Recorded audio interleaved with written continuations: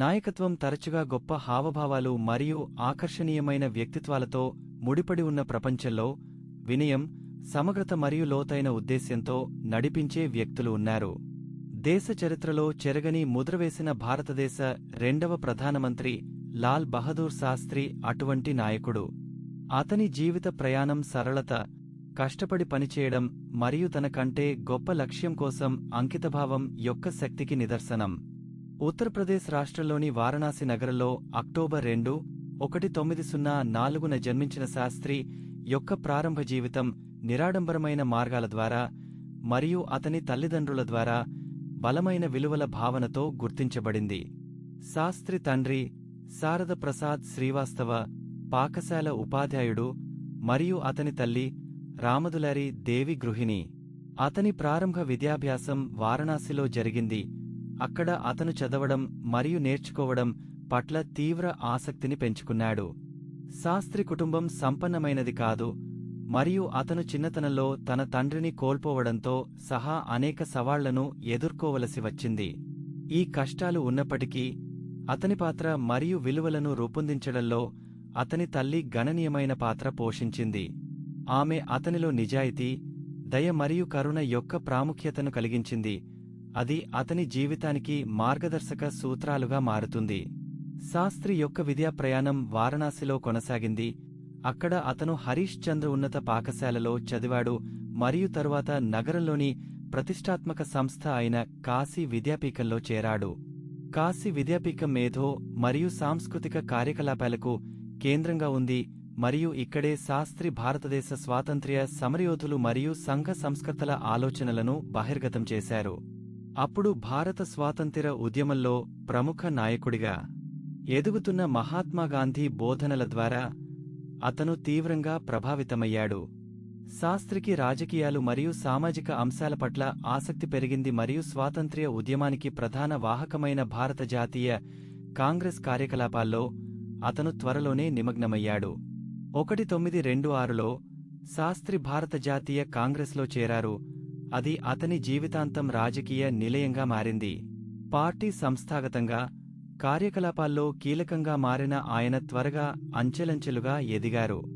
శాస్త్రి రాజకీయాల్లోకి ప్రవేశించడం 1920లలో ఊపందుకున్న భారత స్వాతంత్ర్య ఉద్యమం ద్వారా ప్రభావితమైంది.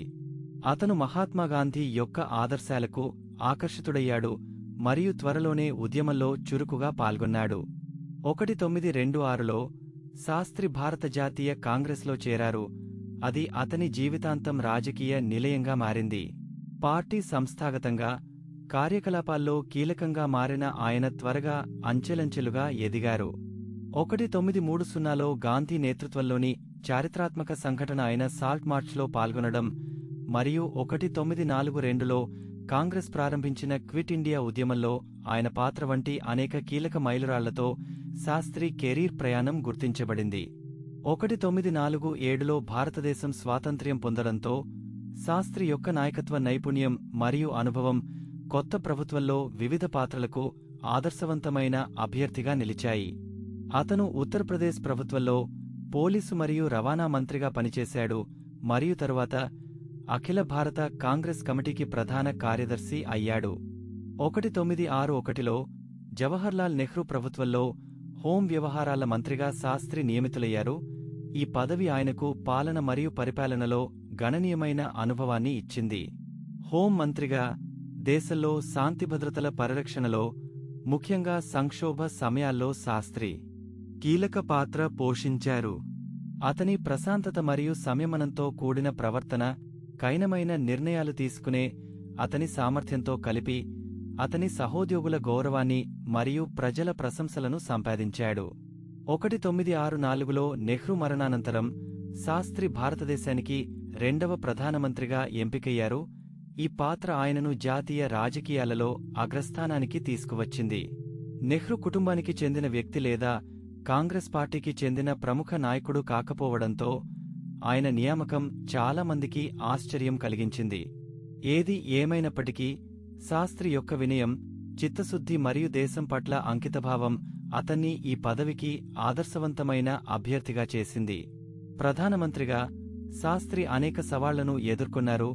1965లో పాకిస్తాన్తో యుద్ధం మరియు దేశ స్థిరత్వానికి ముప్పు కలిగించే తీవ్రమైన ఆహార సంక్షోభం కూడా ఉన్నాయి. ఈ సవాళ్లు ఉన్నప్పటికీ అతను బలమైన మరియు స్వావలంబన భారతదేశం గురించి తన దృష్టికి కట్టుబడి ఉన్నాడు మరియు అతని ప్రభుత్వం ఆర్థిక వృద్ధి మరియు సామాజిక అభివృద్ధిని ప్రోత్సహించే లక్ష్యంతో అనేక కార్యక్రమాలను ప్రారంభించింది. ప్రధానమంత్రిగా శాస్త్రి పదవీకాలం అనేక ముఖ్యమైన విజయాలు మరియు విరాళాలతో గుర్తించబడింది. అతను 1965లో పాకిస్తాన్తో యుద్ధంతో సహా క్లిష్ట సమయంలో దేశాన్ని నావిగేట్ చేయడంలో కీలక పాత్ర పోషించాడు. ఈ సంఘర్షణ సమయంలో అతని నాయకత్వం దేశీయంగా మరియు అంతర్జాతీయంగా విస్తృతంగా గౌరవం మరియు ప్రశంసలను సంపాదించింది. శాస్త్రి సామాజిక మరియు ఆర్థిక అభివృద్ధికి బలమైన న్యాయవాది మరియు అతని ప్రభుత్వం భారతదేశంలోని పేద మరియు అట్టడుగు వర్గాల జీవితాలను మెరుగుపరిచే లక్ష్యంతో అనేక కార్యక్రమాలను ప్రారంభించింది. హరిత విప్లవం, ఆహార ఉత్పత్తిని పెంచడం మరియు ఆకలిని తగ్గించడం లక్ష్యంగా ఒక కార్యక్రమం. అతని పదవీకాలంలో చేపట్టిన మరొక ముఖ్యమైన కార్యక్రమం అధిక దిగుబడినిచ్చే గోధుమలు మరియు ఇతర పంటలను పరిచయం చేసిన ఈ కార్యక్రమం ఆహార ఉత్పత్తిని పెంచడానికి మరియు దిగుమతులపై భారతదేశం ఆధారపడటాన్ని తగ్గించడానికి సహాయపడింది. అతను అనేక విజయాలు సాధించినప్పటికీ శాస్త్రి వినయపూర్వకంగా మరియు స్థిరంగా ఉన్నాడు, ఎల్లప్పుడూ తన స్వంత ప్రయోజనాల కంటే దేశం యొక్క ప్రయోజనాలను ఎక్కువగా ఉంచాడు. అతని సరళత మరియు సమగ్రత భారతీయుల తరానికి స్ఫూర్తినిచ్చాయి మరియు అతని వారసత్వం నేటికీ అనుభూతి చెందుతూనే ఉంది.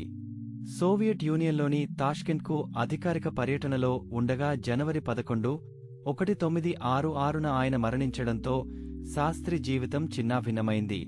అతని మరణవార్త భారతదేశం అంతటా షాక్వేవ్లను పంపింది మరియు అన్ని వర్గాల ప్రజలు ఆయనకు సంతాపం తెలిపారు. ఆయన మరణించిన సంవత్సరాల నుండి గొప్ప సమగ్రత మరియు దృక్పథం కలిగిన నాయకుడిగా శాస్త్రి యొక్క కీర్తి మాత్రమే పెరిగింది మరియు అతను భారతదేశ చరిత్రలో అత్యంత ప్రియమైన మరియు గౌరవనీయమైన వ్యక్తులలో ఒకరిగా మిగిలిపోయాడు. లాల్ బహదూర్ శాస్త్రి కథ నిజమైన నాయకత్వం అనేది వ్యక్తిగత ఆశయం లేదా కీర్తికి సంబంధించినది కాదని, ఉన్నతమైన ఉద్దేశానికి సేవ చేయడమేనని శక్తివంతమైన రిమైండర్. అత్యంత సామాన్యంగా కనిపించే వ్యక్తి కూడా అంకితభావంతో కష్టపడి పనిచేసి విలువల పట్ల నిబద్ధతతో అసాధారణమైన వాటిని సాధించగలడని అతని జీవిత ప్రయాణం మనకు తెలియజేస్తుంది. మేము శాస్త్రి యొక్క వారసత్వాన్ని ప్రతిబింబించేటప్పుడు మనలో మనం మెరుగైన సంస్కరణలుగా మారడానికి, గొప్పతనం కోసం కృషి చేయడానికి మరియు మన చుట్టూ ఉన్న ప్రపంచంపై సానుకూల ప్రభావం చూపడానికి ప్రేరణ పొందాము. అతని స్మృతి తరాల భారతీయులకు స్ఫూర్తినిస్తూనే ఉంది మరియు దేశాభివృద్ధికి ఆయన చేసిన కృషి నిస్వార్థ నాయకత్వ శక్తికి నిదర్శనం. ఈ రోజు మనం శాస్త్రి జీవితం మరియు విజయాలను తిరిగి చూసుకున్నప్పుడు మన స్వంత జీవితంలో వినయం, సరళత మరియు సమగ్రత యొక్క ప్రాముఖ్యతను గుర్తుకు తెచ్చుకుంటాము మరియు మన స్వంత ప్రత్యేక మార్గాలలో మార్పును తెచ్చుకుంటూ ఆయన అడుగుజాడల్లో నడవమని ప్రోత్సహిస్తున్నాము. శాస్త్రి వారసత్వం నాయకుడిగా ఆయన సాధించిన విజయాలకు మించి విస్తరించింది. అది అతను మూర్తిభవించిన విలువలు మరియు అతను సమర్థించిన సూత్రాలలో కూడా ప్రతిబింబిస్తుంది. అతను విద్య యొక్క ప్రాముఖ్యతపై బలమైన నమ్మకం కలిగి ఉన్నాడు మరియు అతని ప్రభుత్వం అక్షరాస్యత మరియు విద్యను ప్రోత్సహించే లక్ష్యంతో అనేక కార్యక్రమాలను ప్రారంభించింది. అతను సామాజిక న్యాయం యొక్క ఛాంపియన్ మరియు అతని ప్రభుత్వం అట్టడుగు వర్గాల హక్కులను ప్రోత్సహించడానికి మరియు పేదరికం మరియు అసమానతలను తగ్గించడానికి అవిశ్రాంతంగా పనిచేసింది. ఈ విలువలకు శాస్త్రి యొక్క నిబద్ధత అసంఖ్యాక భారతీయులకు స్ఫూర్తినిచ్చింది మరియు అతని వారసత్వం దేశం యొక్క అభివృద్ధి పథాన్ని ఆకృతి చేస్తూనే ఉంది. మేము అతని జీవితాన్ని మరియు విజయాలను జరుపుకుంటున్నప్పుడు ప్రతికూల పరిస్థితులలో కూడా మన విలువలు మరియు సూత్రాలకు కట్టుబడి ఉండటం మరియు మరింత న్యాయమైన మరియు సమానమైన సమాజం కోసం పనిచేయడం యొక్క ప్రాముఖ్యతను మేము గుర్తుచేస్తాము. ముగింపులో, లాల్ బహదూర్ శాస్త్రి జీవితం మరియు వారసత్వం సరళత, వినయం మరియు తనకంటే గొప్ప విషయానికి అంకితభావం యొక్క శక్తికి నిదర్శనం. నిరాడంబరమైన ప్రారంభం నుండి భూమిలో అత్యున్నత పదవికి అతని ప్రయాణం మనందరికీ స్ఫూర్తినిస్తుంది మరియు నాయకుడిగా ఆయన సాధించిన విజయాలు భారతదేశ అభివృద్ధి పథాన్ని ఆకృతి చేస్తూనే ఉన్నాయి. మేము అతని జీవితం మరియు వారసత్వాన్ని ప్రతిబింబిస్తున్నప్పుడు మన విలువలు మరియు సూత్రాలకు కట్టుబడి ఉండటం మరియు మరింత న్యాయమైన మరియు సమానమైన సమాజం కోసం పనిచేయడం యొక్క ప్రాముఖ్యతను మేము గుర్తుచేస్తాము. నాయకత్వమంటే కేవలం వ్యక్తిగత ఆశయాలు లేదా కీర్తి మాత్రమే కాదు, ఉన్నతమైన లక్ష్యాన్ని సాధించడం మాత్రమేనని, అత్యంత సామాన్యంగా కనిపించే వ్యక్తి కూడా అంకితభావం, కృషి మరియు తమ విలువల పట్ల నిబద్ధతతో అసాధారణమైన వాటిని సాధించగలడని శాస్త్రి కథ శక్తివంతమైన రిమైండర్.